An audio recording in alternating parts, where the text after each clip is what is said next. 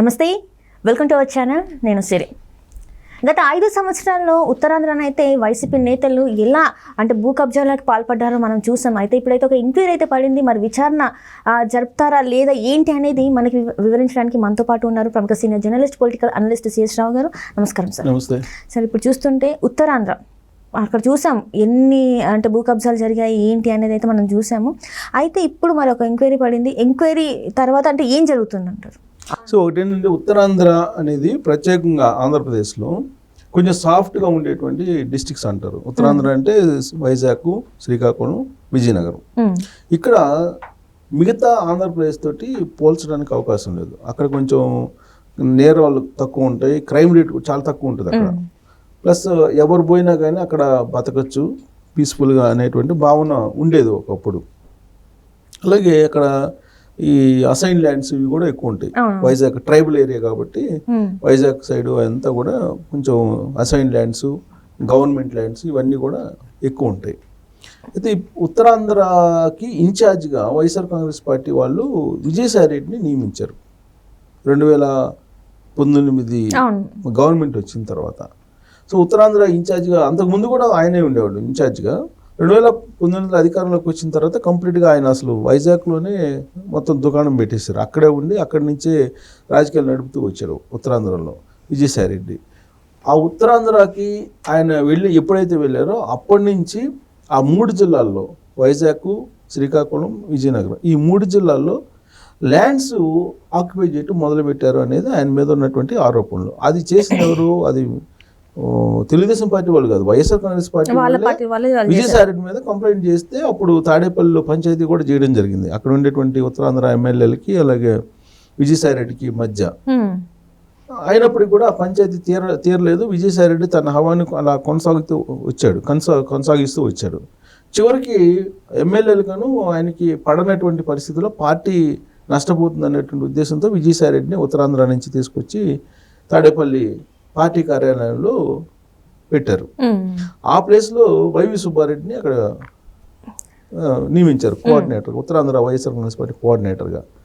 నియమించినప్పటికి కూడా అప్పుడు మరో దందా మొదలైంది. అప్పుడేమో విజయసాయి రెడ్డి రూపంలో వచ్చినటువంటి దందా. మళ్ళీ విజయసాయి రెడ్డి ప్లేస్లో వైవి సుబ్బారెడ్డిని నియమించిన తర్వాత వైవి సుబ్బారెడ్డికి సంబంధించినటువంటి వ్యవహారాలన్నీ నడుస్తూ వచ్చాయి. సో మొత్తం మీద ఏంటంటే అటు ప్రభుత్వంలో ఉండేటువంటి పెద్దలు అలాగే అక్కడ ఉండేటువంటి లోకల్ లీడర్లు అందరూ కలిసి కొంతమంది అక్కడ ఉండేటువంటి భూముల్ని భారీ ఎత్తున కబ్జా చేశారు అనేది ఒకటి. దాని నుంచే 3 రాజధానులు అనేటువంటి కాన్సెప్ట్ వచ్చింది. ఎప్పుడైతే 3 రాజధానులు అనేటువంటి దాన్ని ప్రకటించారో అప్పటి నుంచి విశాఖలో ఎక్కువ రేట్లు ఎక్కువగా భూముల రేట్లు పెరుగుతూ వచ్చాయి. వాస్తవంగా ఇన్సైడర్ ట్రేడింగ్ జరిగిందని అమరావతిలో గగ్గోలు పెట్టారు వైఎస్ఆర్ కాంగ్రెస్ పార్టీ వాళ్ళు, అసెంబ్లీ లోపల అసెంబ్లీ బయట. అసలు ఇన్సైడర్ ట్రేడింగ్ జరిగిందే వైజాగ్లో పెద్ద ఎత్తున భూములు కొనుగోలు చేయొచ్చు అని చెప్పి అడ్వాన్స్లు ఇచ్చేసి వాళ్ళు 3 రాజధానులు అనేటువంటి కాన్సెప్ట్ని తీసుకొచ్చి విశాఖని అడ్మినిస్ట్రేషన్ క్యాపిటల్ కింద అనౌన్స్ చేశారు. అలాగే కర్నూలుని న్యాయ రాజధాని కింద చేశారు. ఇక్కడేమో శాసన రాజధానిగా అమరావతిని చేసి అక్కడ వైజాగ్లో భారీ ఎత్తున భూముల రేట్లు పెరిగేలాగా వ్యవహరించింది వైఎస్ఆర్ కాంగ్రెస్ పార్టీ. దాంతో అమరావతిలో దారుణంగా భూముల రేట్లు పడిపోయాయి. సో ఇక రియల్ ఎస్టేట్ వ్యాపారం జగన్మోహన్ రెడ్డి భారీగా చేశాడు. దీన్ని బట్టి అర్థమవుతుంది ఏంటంటే రియల్ ఎస్టేట్ వ్యాపారం ఆయన వైజాగ్ని కేంద్రంగా చేసుకొని తన అనుయాయులతోటి భారీగా చేశారనేది అర్థమవుతుంది. దీంట్లో భాగస్వాములు ఎవరయ్యారు? అధికారులు కూడా అయ్యారు. అధికారులు భాగస్వామ్యం కాకపోతే అంత పెద్ద స్థాయిలో భూ మాఫియా వ్యవహారం సాగదు. కాబట్టి లాస్ట్కి సిఎస్ పేరు కూడా వచ్చింది, జవహర్ రెడ్డి పేరు కూడా వచ్చింది. ఆయన ఏదైతే అసైన్ భూములు ఉన్నాయో దాన్ని కబ్జా చేశారని చెప్పేసి జనసేన మూర్తి అయితే బయటపెట్టడం జరిగింది. దానికి సంబంధించి ఎన్నిసార్లు ప్రెస్ మీట్ పెట్టి మాట్లాడినా కూడా పరునష్ట దావా వేస్తారని చెప్పారా కానీ అది కాదు అని చెప్పేసి వాళ్ళు వ్యతిరేకించి మాట్లాడింది లేదు. మరి ఇప్పుడు వాళ్ళ మీద కూడా తగు యాక్షన్స్ తీసుకునే అవకాశం ఉందంటారు? మూర్తి యాదవే కాదు, మూర్తి యాదవ్ కంటే ముందే తెలుగుదేశం వాళ్ళు అనేక సందర్భాల్లో అయ్యన్న పాత్రులు లాంటి వాళ్ళు ఇక్కడ భూములు కబ్జా అవుతున్నాయి అని చెప్పేసి వాళ్ళు అనేక సార్లు ఆరోపించారు. స్వయాన అప్పట్లో వైఎస్ఆర్ కాంగ్రెస్ పార్టీ మంత్రిగా ఉన్న ధర్మాన ప్రసాదే ఏమన్నాడు? కడప రెడ్డిలో వచ్చేసి ఇక్కడ భూములు ఆక్రమించుకుంటే మేము చూస్తాం ఊరుకోవాలా, మనందరం కలిసి తిరగబడాలి అనేటువంటి వ్యాఖ్యలు కూడా బహిరంగ సభలోనే చేశారు అప్పట్లో ధర్మాన ప్రసాద్ మంత్రి ఉండి కూడా అప్పట్లో. అంటే ఏ స్థాయిలో అక్కడ కడపకు సంబంధించినటువంటి కొంతమంది వైఎస్ఆర్ కాంగ్రెస్ పార్టీ వాళ్ళు వెళ్ళి అక్కడ ఆక్యుపై చేశారు అనే దానికి నిదర్శనం ధర్మాన ప్రసాద్ చేసినటువంటి వ్యాఖ్యలు.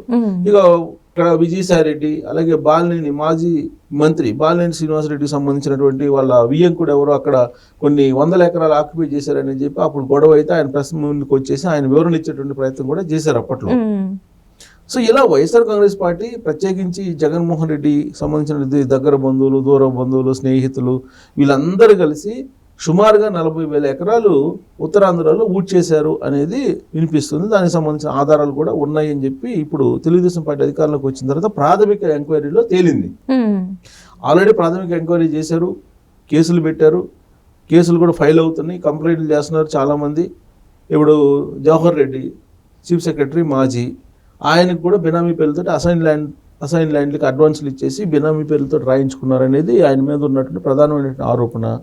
దాంతోపాటు ఆయన ఎవరో వెంకటేశ్వరరావు అంటారు, ఆ వెంకటేశ్వరరావు అనేటువంటి ఆయన పేరు పైన కూడా ఉంది అని చెప్పేసి ఈ పోలీసు విచారణలోనే తేలుతుంది. పూర్తి స్థాయిలో ఇప్పటి వరకు విచారణ ఇంకా పూర్తి కాలేదు. ప్రాథమికంగా వచ్చినటువంటి ఇన్ఫర్మేషన్ ప్రకారమే 40,000 ఎకరాలు వీళ్ళు ఆక్యుపై చేశారు, బినామీ పేర్లతో రాయించుకున్నారు అనేటువంటిది వినిపిస్తుంది. విజయసాయిరెడ్డి పేరు ప్రధానంగా వినిపిస్తుంది, తర్వాత జవహర్ రెడ్డి పేరు వినిపిస్తుంది మాజీ చీఫ్ సెక్రటరీ, ఆ వెంకటేశ్వర అనే అతను ఇంకొక అతని పేరు వినిపిస్తుంది. వీళ్ళతో పాటు ఇంకెంతమంది ఉన్నారనేది బయట రావాలి. ప్రాథమిక విచారణలో 40,000 ఎకరాలు తేలింది. పూర్తి విచారణ చేస్తే ఈ 3 జిల్లాల్లో శ్రీకాకుళం, విజయనగరం, విశాఖ జిల్లాల్లో ఎన్ని వేల ఎకరాలు ఆక్రమించుకున్నారో, ఎన్ని లక్షల ఎకరాలు ఆక్రమించుకున్నారో బయటపడుతుంది. ప్రాథమికంగా తేలింది 40,000 ఎకరాలు అంటే ఇది పెద్ద కుంభకోణం అని చెప్పి అనుకోవాలి. మరి దీన్ని చట్ట ప్రకారం చర్యలు తీసుకున్నారని చెప్పి చంద్రబాబు నాయుడు అంటున్నారు. ఎక్కడ తీసుకుంటారు? చట్ట ప్రకారం అసైన్ ల్యాండ్స్కి అడ్వాన్సులు ఇచ్చి చీఫ్ సెక్రటరీ రిజిస్టర్ చేయించుకున్నారు. మొత్తం అక్కడ ఉన్న భూమి ఆల్రెడీ జీవోలు మార్చేసి అసైన్ ల్యాండ్స్ని కొనుక్కోవచ్చు అనేటువంటి ఒక చట్టాన్ని తీసుకొచ్చేసి ఆల్రెడీ భూములు బినామీ పేర్లతో రాయించేసుకొని ఆ రోజు ఉన్నటువంటి చట్టం ప్రకారం మొత్తం రిజిస్ట్రేషన్ చేసుకున్నారు. ఇప్పుడు నేను చట్ట ప్రకారం నేను చర్యలు తీసుకుంటానని చంద్రబాబు నాయుడు అంటున్నారు. చట్ట ప్రకారం నీ చర్యలు ఎలా తీసుకుంటారో ఆ రోజున అసైన్ ల్యాండ్స్ తీసుకునేదానికి, అసైన్ ల్యాండ్ రిజిస్టర్ చేసుకునేదానికి అనువైనటువంటి చట్టాన్ని తీసుకొచ్చింది ఆ రోజు జగన్మోహన్ రెడ్డి ప్రభుత్వం. సో ఆ రోజు ఉన్నటువంటి చట్టాన్ని నువ్వు రద్దు చేసినా ఆ రోజు చట్ట ప్రకారం చట్టం ఉంది కాబట్టి ఆ చట్టం ప్రకారం నేను తీసుకున్నానని చెప్పి కోర్టుకు వెళ్తాడు. అంటే అక్కడ తప్పులు ఏం లేదని వస్తుందా సార్? మరి అంతే కదా. ఇప్పుడు వాళ్ళకి ఏ విధంగా అయితే కావాలో ఆ విధంగా చట్టాలను తయారు చేసుకున్నారు, ఆ విధంగా జీవోలు ఇచ్చుకున్నారు. అలాంటప్పుడు నీకు చట్ట పరిధిలో వాళ్ళు నేరస్తులు ఎట్ అవుతారు? కారు కదా. అందుకే చట్టాన్ని మార్చుకున్నారు. ముందే అడ్వాన్సులు ఇచ్చేశారు, అడ్వాన్సులు ఇచ్చిన తర్వాత చట్టాన్ని మార్చేసుకొని రిజిస్ట్రేషన్ చేయించుకున్నారు. ఇప్పుడు వాళ్ళు ఏవైతే ఈ కబ్జాలు అంటే ఏవైతే చట్టాలు మార్చుకున్నాక భూముల్ని తీసుకున్నారో అవన్నీ వాళ్ళకి సొంతమైనట్టేనా? ఇన్ని వేల ఎకరాలు రిజిస్ట్రేషన్ చేసుకున్న తర్వాత వాళ్ళు దాకా ఎవరు అవుతారు సొంతం? వాళ్ళే సొంతం అవుతారు. రిజిస్ట్రేషన్ చేసుకున్న తర్వాత ఎవరు రిజిస్ట్రేషన్ చేసుకుంటే వాళ్ళకే సొంతం అవుతుంది. వాళ్ళు చేసినటువంటి ప్లాన్ ఏంటంటే ఫస్ట్ ఏంటంటే అందరికి అడ్వాన్సులు ఇచ్చేశారు అసైన్ ల్యాండ్స్కి సంబంధించి. అడ్వాన్సులు ఇచ్చిన తర్వాత దానికి రిజిస్ట్రేషన్కి అనువైనటువంటి చట్టాన్ని తీసుకొచ్చుకున్నారు, జీవోలు తీసుకొచ్చుకున్నారు. చీఫ్ సెక్రటరీ జవహర్ రెడ్డే కదా, ఇంకా ఆయన ఏది చెప్తే అది, జగన్మోహన్ రెడ్డి ఏది చెప్తే అది చేస్తాడు. ఇంకా కావాలంటే జగన్మోహన్ రెడ్డికి లేనటువంటి ఐడియాలను కూడా ఆయన ఇస్తాడు. సో కాబట్టి అసలు మొత్తం రాష్ట్ర వ్యాప్తంగా 4 లక్షల ఎకరాలు అసైన్ ల్యాండ్స్ కనిపించట్లేదని చెప్పి చెబుతున్నారు కదా. దాంట్లో 40,000 ఎకరాలు ఒక 3 జిల్లాలు అక్కడే కనిపిస్తుంది ప్రాథమిక విచారణలో.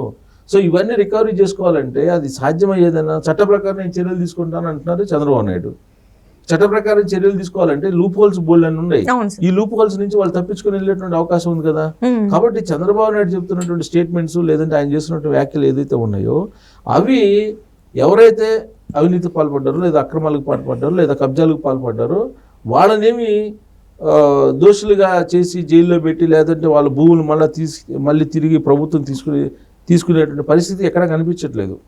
కాకపోతే వస్తున్నటువంటి ఆరోపణలు దాని మీద చట్టపరమైన చర్యలు ఇప్పుడు కేసులు పెట్టారు వాళ్ళ మీద, ఏపీసీఐడికి అప్పు చెప్తారు, ఒక సిట్ వేస్తారు, లేకపోతే ఆ సిట్ ఎంక్వైరీ నడుస్తుంటుంది.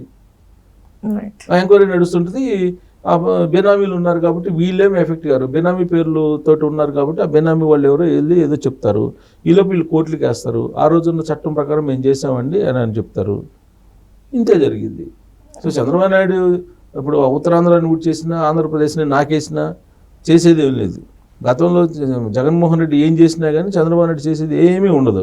ఊరికే కాకపోతే శ్వేతపత్రాలు రిలీజ్ చేసి జగన్మోహన్ రెడ్డి ఇంత దోసేసాడు అని చెప్పి ప్రజలకు చెప్పడానికి తప్పితే ప్రజాకోర్టులో అంతకు మించి 1 ఎకరం కూడా రికవరీ చేసే పరిస్థితి ఉండదని చెప్పి నేను అనుకుంటున్నాను. Right sir, right, thank you so much. Thank you.